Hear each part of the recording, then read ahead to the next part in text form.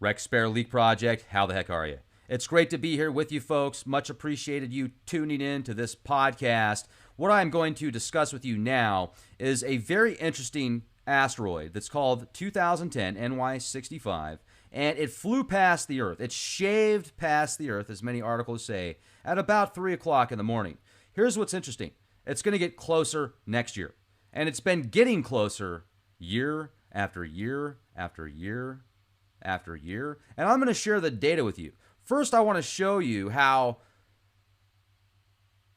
the mainstream news does a much better job pushing fear porn than I do. Here you go. Because I get people in the comment section, they won't even watch the podcast. They'll read a title, and they'll say, oh, great, more fear porn. There's plenty of fear porn on mainstream news. There's 6 corporations that control over 90% of the media. They do just fine pushing fear porn. And there's plenty of other alternative websites out there that do a lot better, do much better jobs than myself in pushing doom erotica. So if that's what you're looking for, there's other opportunities for you. Now, I'll give you, I'll pepper it up a little bit, add a little bit of spice to it, and give my take on things. And you can call that doomlicious. You can call it doom poon. Yet I don't focus on fear porn. That's not the point of Leak Project. So anyway, that is my quick rant, and I divagate, I digress. I'm ready to share this information with you, and I am turning off the video. Now, this is, as you can see, mainstream news. And if you look at the 3 top articles from Daily Mail, The Sun, and Fox News, Earth could be hit by surprise asteroid strike, expert warns. Earth set for an asteroid encounter this week. Asteroid to come terrifyingly close to Earth this week. Catastrophic asteroid 2010 NY65 to fly by Earth June 24, 2017. Now, what I did was I took the data from the Doomlicious News and I put it into NASA's website. Because they never lie to us. They're always honest. And every single piece of footage that we have seen from them has never been doctored. We know that they didn't film the moon landing that they shared with us anyway in a studio. We know that it's all legit. And I hope you know I'm being sarcastic.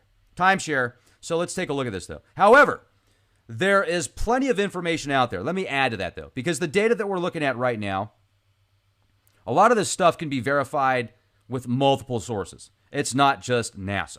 Now, this right here is actually from the Goldstone Radar Observations Planning Network system, and it's a radar system here on the ground.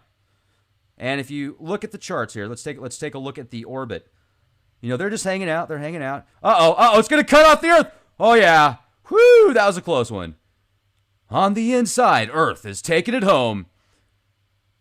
Earth could be the victor in 10, 9, 8, 7, 6, 5, 4, 3, 2, 1.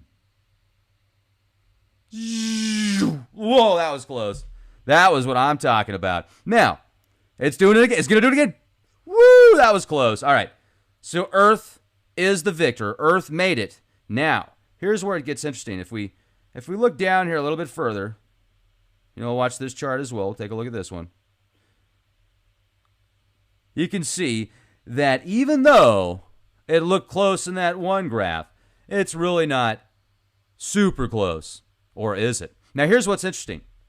I just shared with you a very interesting white paper, various models that have been put together about how centaurs, comets, large comets, asteroids, some of these have very irregular orbits, and it's difficult to predict exactly where they're going to go. And also, remember, there are many other planets out there with irregular orbits around our sun.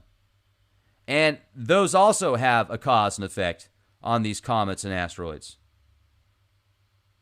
So, with that said, I did the math, and I can tell you, as far as miles is concerned, It was 1,737,711.46 miles from the Earth. That was the distance that it came to the Earth at roughly 2:38 a.m. Eastern Time. Next year, it's going to get closer.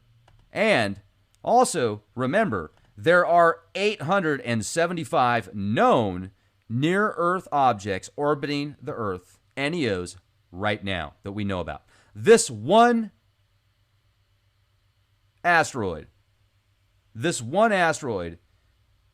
has the force of 300 Hiroshima bombs. And now I'm going to share with you how it's actually getting closer. And look at how that looks pretty close, but once again, it's a... Here we go.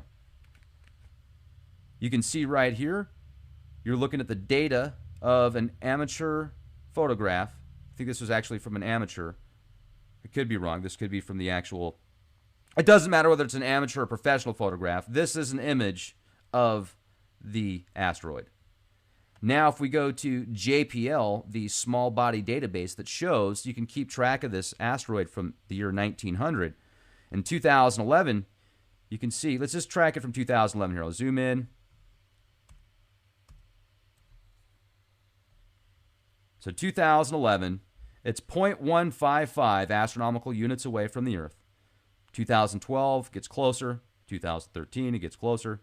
2014, 0.0666 astronomical units away. Well, there you go. The devil. That's it, ladies and gentlemen. The devil was here in 2014, and you didn't even know it. And then it gets closer. 2015, 0.04. 2016, 0.027. And then early this morning, 0.0202. And then take a look at next year. Next year, it's getting even closer. 0.018 AU, according to these models. And then in 2019, it's going to be close.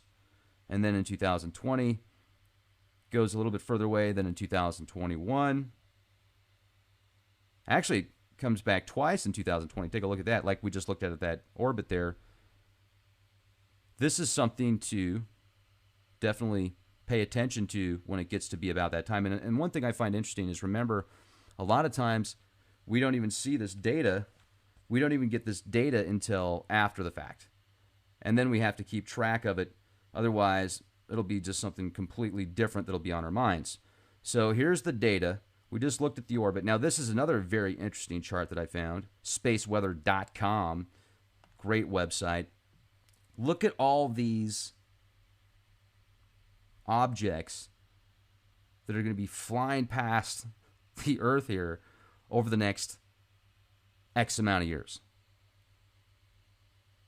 And I want to throw something out there as far as why we don't have more footage of our planet from a bird's eye view. I feel that it's because there's probably a lot of space tech out there to offset a lot of these asteroids and comets.